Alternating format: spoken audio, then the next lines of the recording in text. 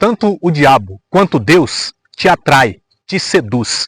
Cada um, obviamente, para te levar, te conduzir a um lugar diferente. Então, eu te pergunto, você prefere cair na armadilha do diabo ou se envolver, se prender nos laços, na rede de Deus?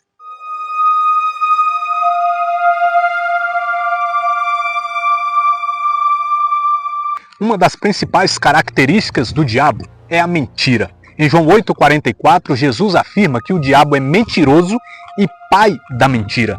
E o fato é que ele vive o tempo todo tentando nos enganar.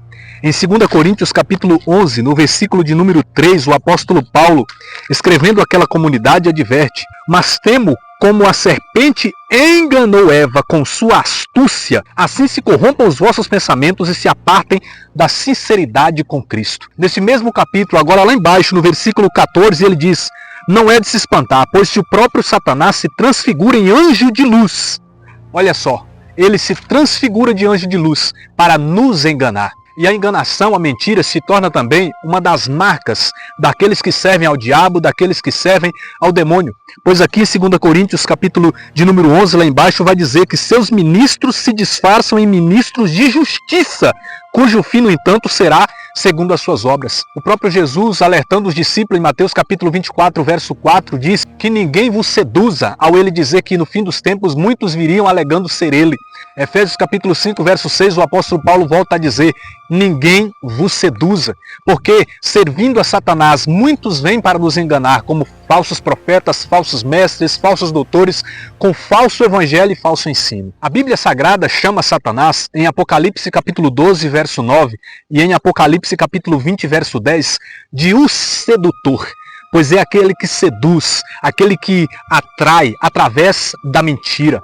Lá em 2 Tessalonicenses, capítulo de número 2, no versículo de número 9, vai dizer que a manifestação do ímpio será acompanhada graças ao poder de Satanás, de toda sorte de portentos, sinais e prodígios enganadores. O diabo é capaz de fazer esses prodígios, sinais, para enganar. É o que nós vemos também em Apocalipse, no capítulo 13, no verso de número 13, quando vai dizer a respeito da fera: realizou grandes prodígios, de modo que até fez descer fogo do céu sobre a terra à vista dos homens. Olha o que o mal é capaz de realizar para enganar a humanidade. E o propósito desta enganação, desta mentira, é o quê? É nos seduzir e nos atrair até a sua armadilha mortal de condenação. Isso, gente. É lá em 2 Timóteo, capítulo 2, verso de número 26, o apóstolo Paulo, exortando o seu filho na fé, Timóteo, fala para que ele possa corrigir os adversários na esperança que eles se convertam, que eles se arrependam e voltem a si, uma vez livres dos laços da armadilha do demônio que os mantém cativos e submetidos aos seus caprichos. O apóstolo Paulo falando aqui sobre esta armadilha na qual o diabo prende a muitos. Esse mesmo apóstolo Paulo, lá em Efésios capítulo 6, verso 10, vai nos advertir para que nós possamos nos fortalecer no Senhor pelo seu soberano poder e revestir da armadura de Deus para que nós possamos resistir às ciladas do demônio, ou seja, para que nós não possamos cair em suas armadilhas. Então, o desejo do diabo é esse, através do sexo desregrado, das drogas, das bebidas, do dinheiro ilícito, das falsas amizades, de falsas propostas, de diversas maneiras. E o que nós precisamos fazer? Precisamos fazer o que o apóstolo Paulo nos recomendou, nos fortalecer no Senhor, nos revestir da sua armadura, como ele disse em Efésios capítulo 6, sempre nos mantendo em oração, diante da palavra que é a verdade, para que nós não sejamos seduzidos e enganados pela mentira. Nós precisamos estar nesse constante estado de vigilância, em atenção. Mas em segundo lugar, o que eu quero aqui pontuar é que se de um lado tem o diabo e a sua armadilha, de um outro lado está Deus. E uma das verdades a respeito de Deus é que Ele também nos seduz, Ele também nos atrai. Uma vez que Ele não nos obriga, não nos força a segui-lo, a obedecê-lo, a crer nele, uma das maneiras que Ele usa para nos conduzir à sua presença é através desta atração, é através desta sedução. Eu gosto do que o profeta Jeremias falou, lá em Jeremias capítulo 20, verso 7, ele disse: seduziste-me, Senhor, e eu me deixei ser seduzido, dominaste-me e obtiveste o triunfo, ou seja, o Senhor venceu por fim, eu me entreguei, e é o que nós precisamos fazer. Jesus em João 6,44 vai dizer que ninguém vai a Ele se o Pai primeiro não o atrair. E em João 12, versículo 32, ele diz que quando ele fosse erguido, levantado, ele iria atrair os homens a si. Jesus, Deus, deseja nos prender numa armadilha de amor e salvação. Em Lucas, capítulo de número 5, quando Jesus faz o chamado a Pedro, quando Jesus ali declara a vocação de Pedro, Jesus diz que faria de Pedro pescador de homens, não mais ele seria um mero pescador de peixes. Ou seja, através de Pedro, Deus iria fazer com que muitos homens fossem lançados às redes do Evangelho. E é o que acontece quando eu e você cremos na mensagem, na pregação do Evangelho, nós nos deixamos prender por essas redes.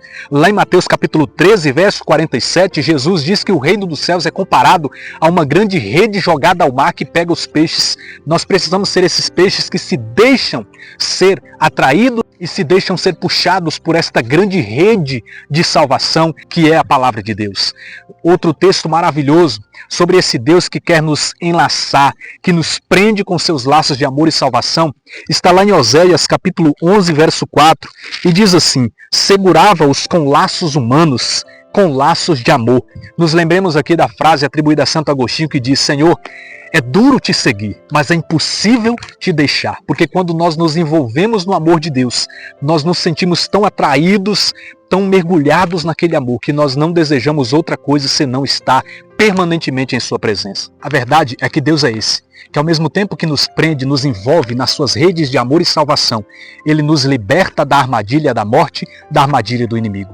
Lá no Salmo 24, versículo de número 15, nós lemos o seguinte: meus olhos estão sempre fixos no Senhor, porque Ele livrará do laço os meus pés. O Salmo 30, verso de número 5, também declara o seguinte: vós me livrareis das ciladas que me armaram, porque sois a minha defesa. E ainda no livro dos Salmos, no Salmo 123, verso de número 7, um salmo belíssimo, diz assim: nossa alma escapou como um pássaro dos laços do caçador. Rompeu-se a armadilha, olha só, e nos achamos livres. Nosso socorro está no nome do Senhor, Criador do céu e da terra. Essa é a verdade.